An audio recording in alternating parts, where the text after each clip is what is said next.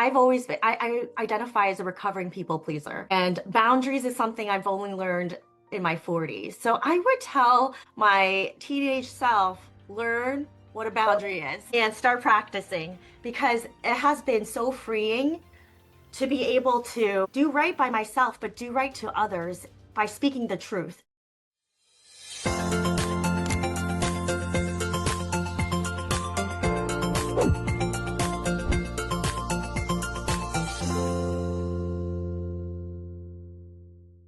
Welcome to Allow Yourself podcast. Oh, today we have a very special guest, but we'll start in a very different way. Her name is Melissa Goldner. And instead of me introducing her, I will allow her to introduce herself. Hi, Melissa. Hello, how are you? And I see what you did there with the allow yourself. Very on brand. Yes, so I'm allowing you and giving you the space for you to say, who are you? That is such a loaded question because I don't think that there is one answer to that. So I am a mother of two. I am also a person who fights for what is right when no one's watching. I am also a recovering executive who chased the titles and the accolades into my 40s and then realized I got a second chance at life by creating a life that's full of joy. And really having it aligned with my purpose and my identity. So I created a company that is called Malu Journey, where it's an ecosystem of over 60 psychologists, therapists, and business coaches to help people navigate personal and professional change. And I also do this for the business because I don't think that many of our national and global businesses are creating the right support systems for employees. I think that the right support has to also understand grief, identity work, um, and I am on a mission to help people get the support that they need. Oh, that's beautiful, especially because you were really brave in order to decide at the age of 40, okay, this is not the life I want to live, then to be creative and create a life full of joy. It's not so easy that transition. What comes to my first question? So when you hear allow yourself, what comes to mind? Well, first, based on what you just said, I want to be super clear because I was able to make that decision through a forced pause. So I had returned from maternity leave of my second child after being the highest performing global partner at my consulting company. And when I came back, I experienced postpartum depression and the company wasn't doing very well. And within a year, I was laid off. And so I tell you all this to say because I want to be honest with the people that are listening and normalize these types of situations. But that was the biggest gift. And so now I'll answer your question, allow yourself, because I never allowed myself any space to think for myself prior to that forced pause. So I would say space to think for yourself, space to question your limited beliefs of why you believe something's true, space to question the status quo, space to give yourself grace. So I know maybe I should answer D, all of the above, allow yourself, since I created so many answers. No, it's very, very important, and thank you first for your honesty, because most of the people don't allow themselves to rest, to pause, or to think by themselves because they are in the running rush, and to be fit in and to be part of, especially a big corporate or never. It's not never, but very few times people stop to think, what if I'm laid out, or what if if I want to leave? Because that question, it's very hard to do it once you don't allow yourself to stop and to pause. So most of the people that I've known allow themselves to pause in a forced pause. Is when life really stopped them, or Hmm. is of work, or an accident, or an illness, or a divorce, or something that stopped the way they're going, and made them, as you say, give them the space to think, for themselves, as you say, think for yourself, question the status quo, and especially allow yourself to give yourself grace. I love Yeah. that, because if you don't give yourself grace, you're really punishing yourself, because the first thing we think is that we take our leash out and start, what did I do, what am I guilty for, what am I ashamed of, all those above. So how did you do that transition? There was something in my gut and my instinct because I actually got my first new client within the Friday of my layoff and then started an LLC the following week and had job offers that following week. And I said, no, there was a lesson to learn here. I'm a daughter of two Chinese immigrants who lived and were brought up in a mindset of scarcity. So when they came to the United States, they told me, Melissa, you only have three choices of what to be when you grow up: a doctor, a lawyer, or a partner in a consulting company like my father. So in my culture, I didn't realize I was spending my entire childhood and adulthood trying to honor my immigrant parents. So when that pause came, I had to ask myself, was I even happy with my life in the first place? I I want to now take everything that I know from a large scale organizational transformation perspective, where the company was the hero, and take it and make the human the hero. And so I'm leveraging all these different tools with psychologists and coaches to dream up offerings and solutions that don't exist today that can be operationalized in businesses as well as in, a cohort style program. Right, so such an important task today, because really it's like taking the automatic way of response to allow people to be themselves and to think, and not just to, um, I don't know how you say in English, ponerse la camiseta, just wear your t-shirt. No, we said, put the t-shirt of the company and be, this is what you are, and this, who are you, defined by what you do and not who you are. Exactly, exactly. And my whole mantra when this happened, there was some voice speaking to me. I believe it was God that said, "You need to find worth in being, Melissa, not doing." And so my whole year was working with a therapist and my own coach to be able to heal and really understand everything in terms of my identity, why I feel a certain way. And it was such a beautiful transformational experience. But I got frustrated because with my therapist, you talk about your past, right? And your coach is very good about applying things for the future. But I said, I want my coach and my therapist to be talking because both of these people are me, right? I'm not just past Melissa here and future Melissa here. So I started to look up, where can we find therapist, coaching, and community all in one, and nothing existed. And that's why I created it. Wow, you found the vacuum of uniting the past with the future to become the present, Mhm. because it's in the present that the changes happen. So it's wow, that's an amazing, beautiful idea to create that.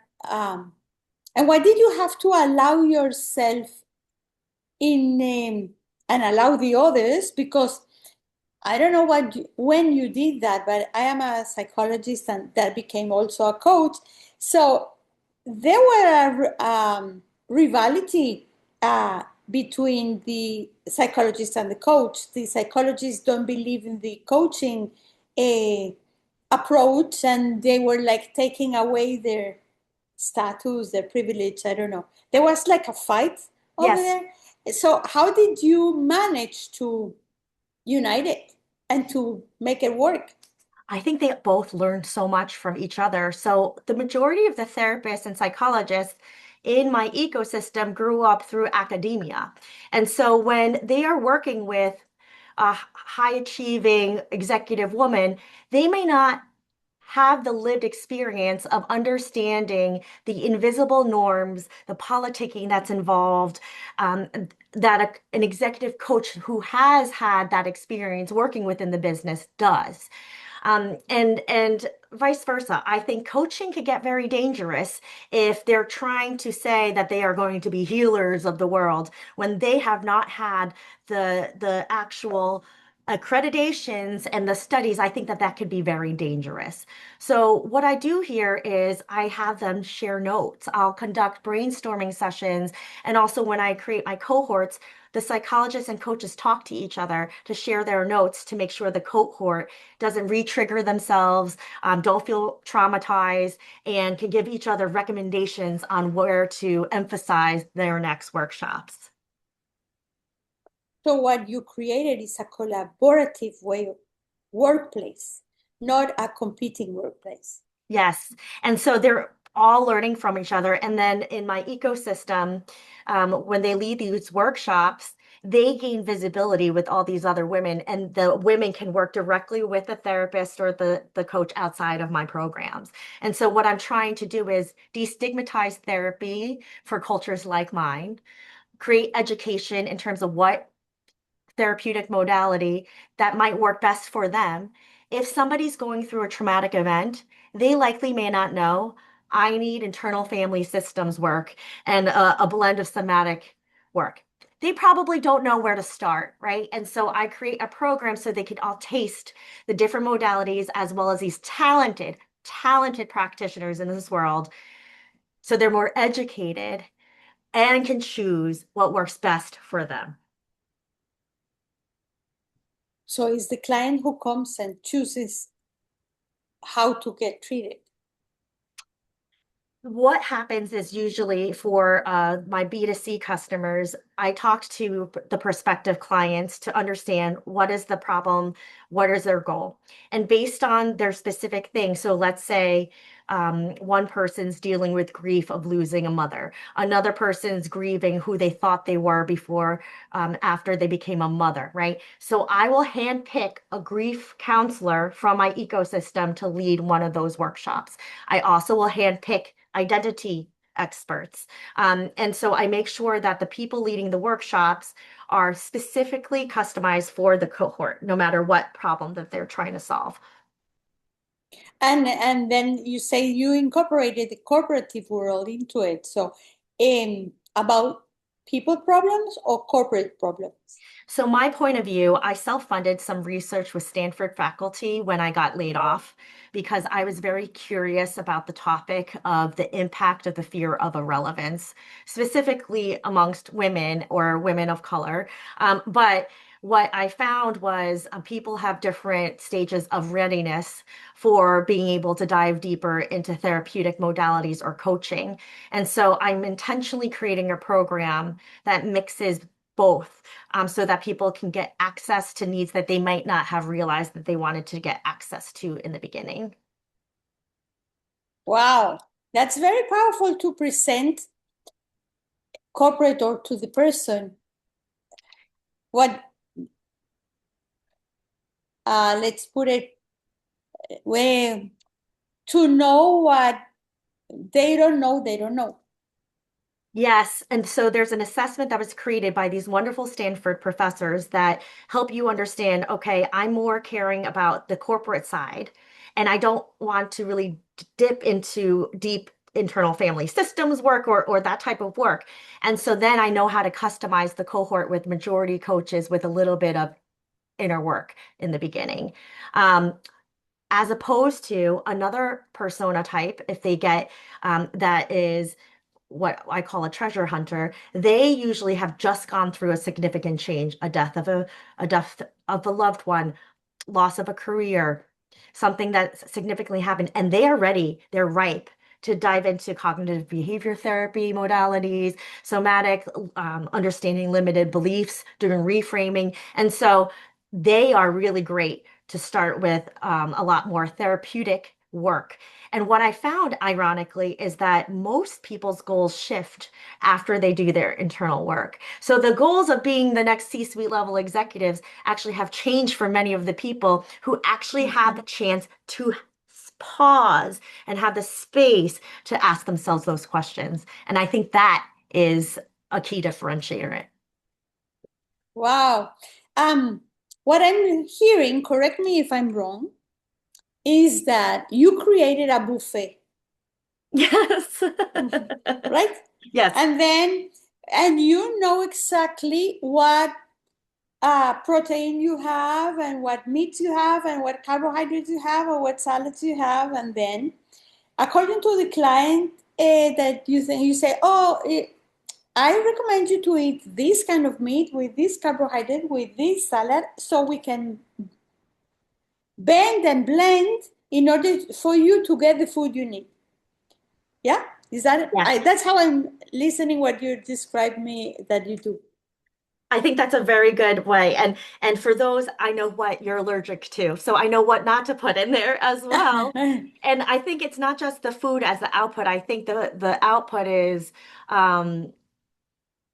health and healing is the output in their own way, but customized Yeah. for them. And Mhm. what kind of wine you need to drink this time Oh with yeah, you, so love you the can wine. so you can enjoy the meal you're eating while you're going through the process and get the result you want. Hmm. That's amazing. That's how my mentor used to say, juicy, juicy. That's Oh, thank you. how I mentor. And so, what would you tell person that is just coming out of high school, or let's say your Melissa teenager, that to allow herself today with the knowledge you have? Because you have, right, we come into a family, okay? We come into a family that it's already formed, that we absorb their values, their beliefs, uh, their community, their friends, and how to behave. And even they pick out the school for us, what they think is best for us. And then you come here, right? And then you get to your teenager, or you go to a, I don't know, and stop in life that you say, now what? So what would you tell that Melissa of now what?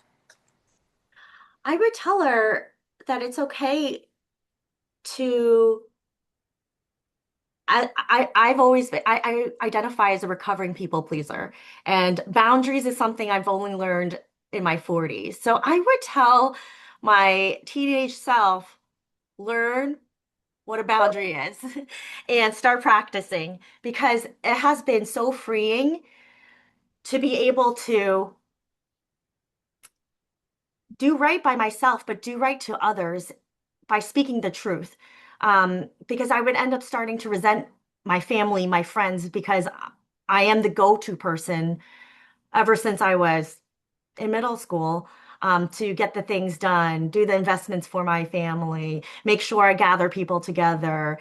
I'm the person in charge of everyone's wills, and so now my life looks different. I run two companies. I have two little children. I have my husband who's a partner in this, our family, and I can't be as available. So just because you are capable does not mean you need to be responsible. I think that's what I would tell my high school self. Not because you're capable means that you have to be available. Yes, or responsible. That's Yep. powerful. Thank you. That's powerful. Yeah. So, uh, pleaser in recovery. That's disease to please, like the book here. I have a book that is called Disease to Please. Um, and capable means available. It doesn't mean that you have to be available and responsible. So that boundaries in most of our cultures, at least to our ages or our generations. I'm a little older than you, but um, we've been taught that we are first the others and then us. Yes, And there's no boundaries, because if we think about us, is to be selfish. And yes, and one of the things that when I realize is that if you don't let me be me or do things for me because I need to do things for you, who's the selfish here? And that right. was the question that I started asking. It's like, you're not letting me be me and have my things, and you think I am the selfish one? So, Yes, right. yeah. So, how do you get to that freedom that you say when you start knowing what boundaries is? Well, first is taking the time to understand where it all comes from, right? And so in your culture, right, you said you were taught to put people first. That's the same as my both Chinese culture, you put your elders first. It's also very similar in Christian culture, which is my grandpa is a famous pastor. He had 10 children in Taiwan. At times, they didn't have enough food for themselves, but they kept their doors open. So if anybody needed something, they would take the limited food off of their plates and serve others. That's what was taught to me as being a good person. Um, and that is not sustainable. And so first is to acknowledge the limited beliefs of where this has come from in the first place. And then the second is to start practicing the boundaries with communication. And so, um, usually in the past, I would have thought, oh, I would have ruined my family relationships. I thought the outcome of me saying no would be me being dismissed into an island in the dark. But my outcome wasn't actually reality. It was literally an anxious thought process and hypothesis that I put out there that has no data associated with it. And so now I say, okay, what is within my boundary? What can I do? And stay firm to that. And it's actually created much stronger relationships because I'm no longer holding the resentment for doing the thing. Yeah, but there is something very important that you just said, is that when you think that you're going to put a boundary, there is guilt or shame or whatever that comes into mind as a protection of you, that you're going to be excluded and rejected from your family. Yes, So you start, I call it the story you're telling yourself, yes, without even checking, researching, asking, or testing, right? Or taking yes. the risk. It's just you made it as a fact that, oh And it's no, not a fact. it's not a fact. It's like, yeah, you said at the beginning that the beliefs are not, right? The Yes. beliefs are not It's a facts. little T truth, not a big T truth. Yeah, it's like you make it like a fact, and you don't take the risk because you're afraid they're going to be mad at you. They will going to exclude you. You're not going to be, yes, in a secluded island, that I have a secluded island, Oh, by the hey, way. that sounds nice now. Yeah. eh, but no, because we are social people, and we need to belong to something. So how you recommend or advise the people to take the risk to test if it's true what the stories you're telling yourself, or it's that you're imagining that is what is going to happen. My mom is going to get really mad, my father is not going to talk to me anymore. So So that's a very good question. So one is it's easier for when I'm giving advice to other individuals. yeah, So yeah, obviously. Yes. I usually ask when I'm talking to my best friend who usually makes up these grandiose little T truths in her head. I said, how much of this is backed up by facts, And she's like, no, none of it. And so I stop my kind of neural pathway thinking by pausing and asking myself the question, how much of this is a fact? And if I can't say it's a fact, then it lowers my anxiety just from that internal questioning. before I was able to practice myself, I actually surrounded myself with people with better boundaries than me. So, what I would do is I would work with my brother to come up with a text message, to stay on the phone with me, to copy the text message, put the text message in mine, and then press send as I'm breathing heavily, you know. And being in a safe place to practice from people that are much better at boundaries. And it's interesting, my brother, no one goes like there's not many people that go to him to plan the birthday parties or do all the different things. And he's still very loved by my family. He just has better boundaries. So he's a living example of a person that's been able to take a lot more time back by being very crystal clear about what he can do and cannot do. And it does There's that. another, there is also, I agree with you with what you're saying, that people that have boundaries from childhood already, that, and it's lovable.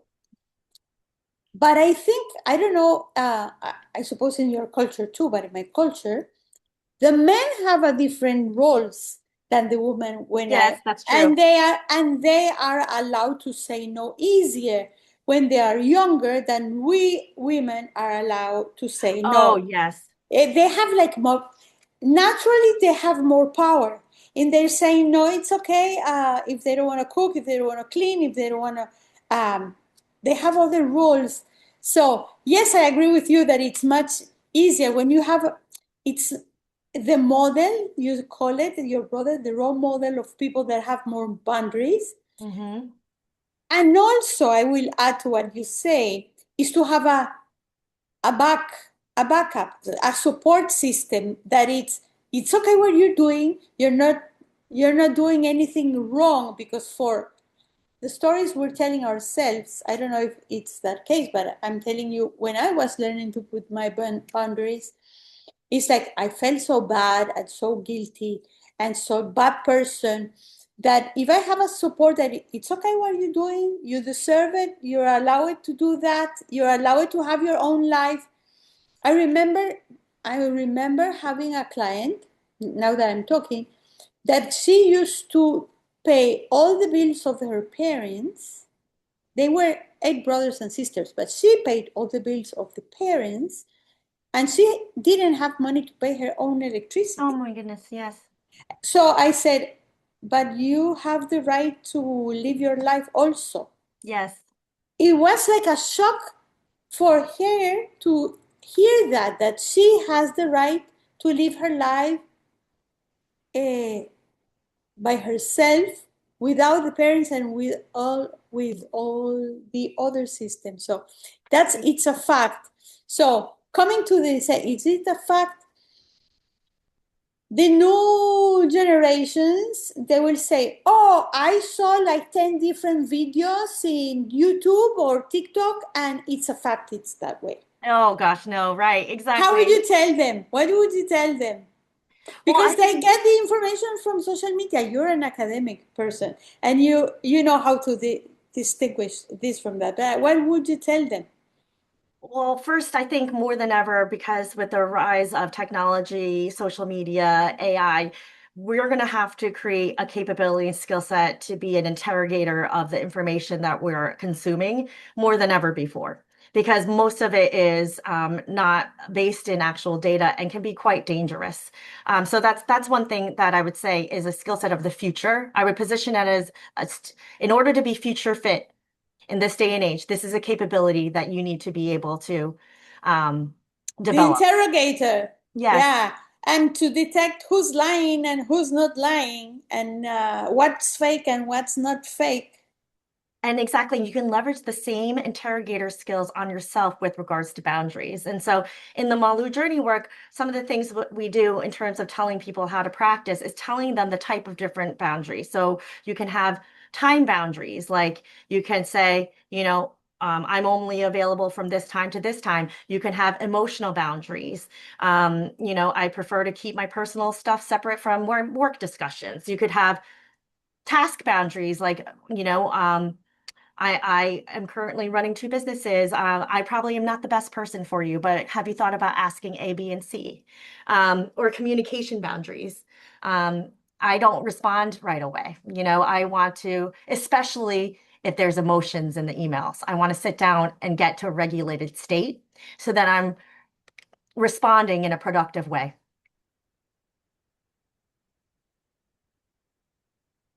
You talk so with so much clarity and so much condensance that it feels so easy to do, right? Oh It's gosh, I'm still working on boundaries. I keep yeah, taking the class. but really that is brilliant if you can, okay, classify them, that you don't have to say no all the time, or Right. you don't need to say no. You can say no in so many different ways. Oh, I'm not available now, but I'm available tomorrow. You're not, if it matches to you tomorrow, I gladly can help you to, now no, I have another things Hmm. uh, to do. As um, one of the questions that I learned from Fred Kaufman, that was the COO of LinkedIn, is in that situation of boundaries. One of the questions that I really had in my mind was, if I say yes to you, what am I Say saying no no to. to? Yeah, what am I saying no to? Yes. So it's what am I saying no to? So it gave me and my students the pause, first of all, to ask the question before you answer, because especially women have the tendency today to answer immediately, to say yes and be available for everything. So to be the superwoman, I'm able to do everything. So the more I do, the more, with the belief that the more I do, the more they will love me, Yes. or they will accept me, or my value goes up every time that I say yes. Um, just that pause of what am I saying not to? Yes. Give that space where you can change and really don't react, but act and say what's your real answer. It's a very, very clear and easy to follow the way you present it, no? Like so. So yeah, to separate, maybe you see it, you take it as granted because you've been practicing, but it's very hard for a lot of people to set boundaries because Mhm. I would say, going back to your buffet metaphor earlier, I think boundaries is like going to an all-you-can-eat buffet. You have one plate, you have only the set real estate on your plate. So if you're going to add the steak, where are you going to take off things? So is it the salad you're going to take off? Like, where are you going to take off in order to put the steak on your plate? And if people can just visualize their plates, and really think about that, I think that could be helpful too for visual learners. yeah, you're going to put this steak on top of the salad. Why? Because And it's all the way up here. yeah, so how can you handle it? That's when you are overwhelmed, when you say Right. yes, yes, yes, yes, Exactly. yes, and then you put in layer over layer over layer. So yes, it's a very nice visual what you just gave. It's really Maybe I'm nice. just hungry. So allow yourself to eat what? Okay, because right now I'm telling you, we're eating right now. At least me, I'm feeding my soul right now talking to you. So that's another kind of eating.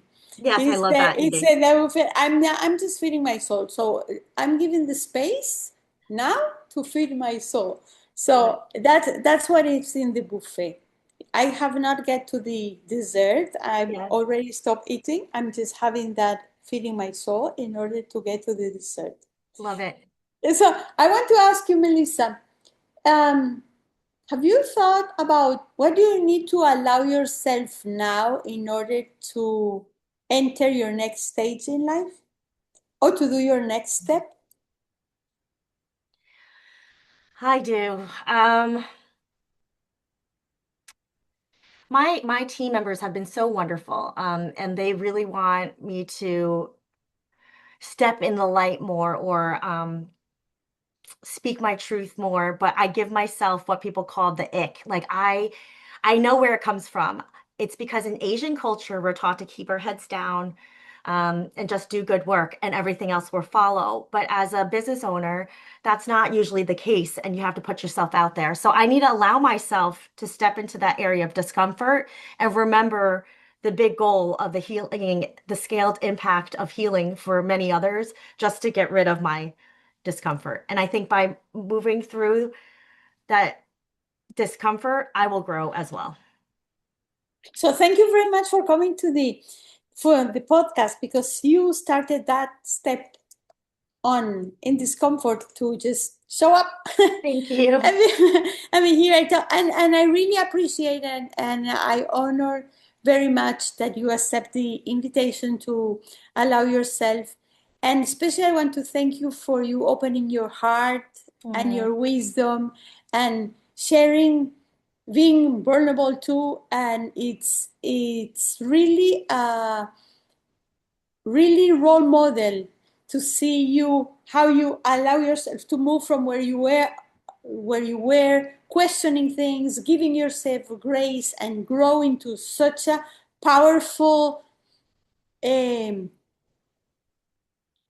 powerful, beautiful woman, and empathetic woman, that we can really feel the care and the purpose and the amazing work that you're doing. So thank you very much for tell us where people can find you. Oh, yes. If you would like to sign up for a Malu Journey cohort, please go to www.malu, spelled Malu, journey, journey.com, or reach out to me on LinkedIn. I'm Melissa Ing, which is spelled NG Goldner. So don't miss the opportunity for those who are listening to contact. You will get great juicy nuggets, as my mentor used to say, from Melissa. And is there anything else you would like to say our audience before we leave? I would love for them to ask the first question that you asked me, um, and really ponder to yourself, what would you like to allow yourself to do differently tomorrow? Beautiful. Yes, we need to allow ourselves first in order to move forward. Circumstances are circumstances. Yes. So thank you very much, Melissa. It was an honor having you in our podcast. And for those listening, remember that you can allow yourself to rest, to pause, to question the status quo, as Melissa said, and especially allow yourself to have grace with you and be who you're meant to be. So, see you next time.